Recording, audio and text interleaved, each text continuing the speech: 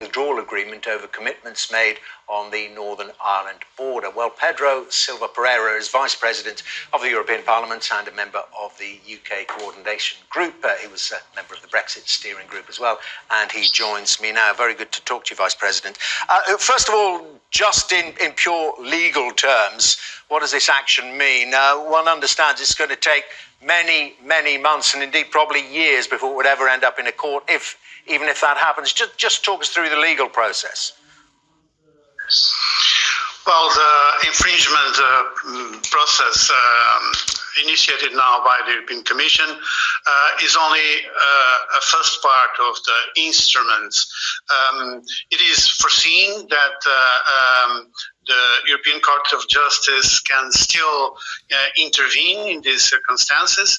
As you said, it may take some time, but once the transition period ends, another instrument will also be available, in particular the arbitration panel, which is provided in the withdrawal agreement. So there are a number of legal instruments, and I believe the European Commission has done the only thing that was possible to do in these circumstances.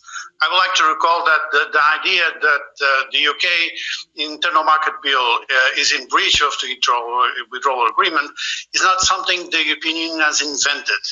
It was, in fact, recognized, announced, and maintained by Boris Johnson government, in particular by the Secretary for Northern Ireland in the House of Commons.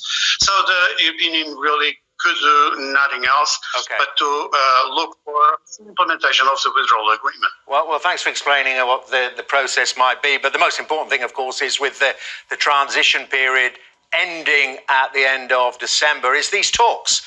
Does this further erode goodwill on both sides?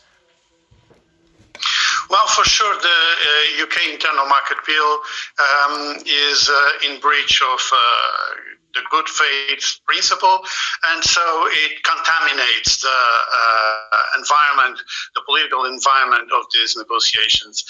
It is really surprising for a government that says that wants to reach an agreement to make this kind of move. But of course, the European Union is resisting to this kind of provocation, continuing the negotiations for an agreement for the future relationship, and we hope that this is still possible. If there is political will, I think that an agreement, even in these difficult circumstances, is still possible.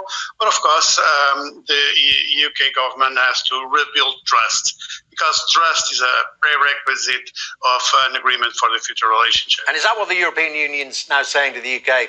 Trust is the very most important thing here, and it's not just trust with us, with the 27 EU members. You're going to be negotiating trade deals and other things, one imagines, pretty shortly with other countries, with other trading blocs, and they've got to believe that if you sign something, you're going to stick to it. Yes, it is surprising from the part of the United Kingdom. We've seen the reaction in the United States to this breach of the withdrawal agreement. It is a breach of a commitment under international law.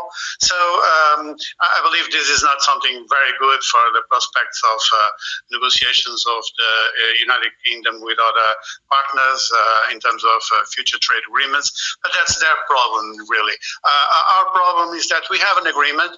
We've negotiated it just a few months ago with Boris Johnson government. So we can only expect that this agreement is fully applied regarding Northern Ireland, in particular, the border controls in the Irish Sea, but also regarding citizens' rights, which are, of course, also very important for the European Parliament.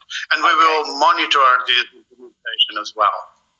Vice President, very good to talk to you. Thank you very much indeed. Pedro Silva Pereira there. And you're watching Sky News Tonight.